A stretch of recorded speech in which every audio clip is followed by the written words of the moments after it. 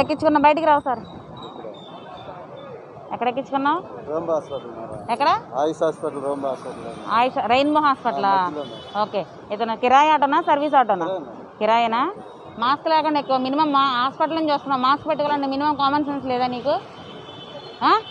Hospital నుంచి వస్తున్నావు, నీ గవ్వుకుని ఎక్కడో టచ్ అయ్యి ఉండొచ్చు వైరస్. నువ్వు ఆటో ఎక్కువ, నీ తర్వాత మళ్ళీ ఎవరో ఎక్కుతారు.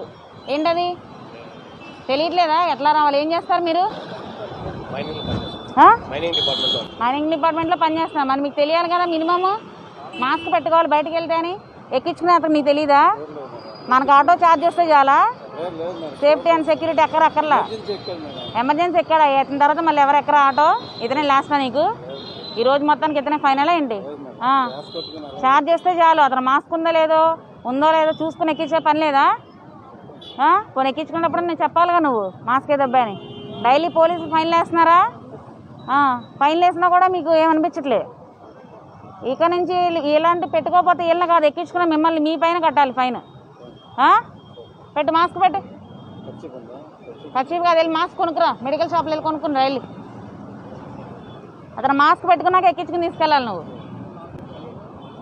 ఫైన్స్ ఉన్నాయా? పెండింగ్ ఫైన్స్ చెక్ చేస్తాను నేను. ఇప్పుడు ఉంటే ఇప్పుడే కట్టాలి మీరు.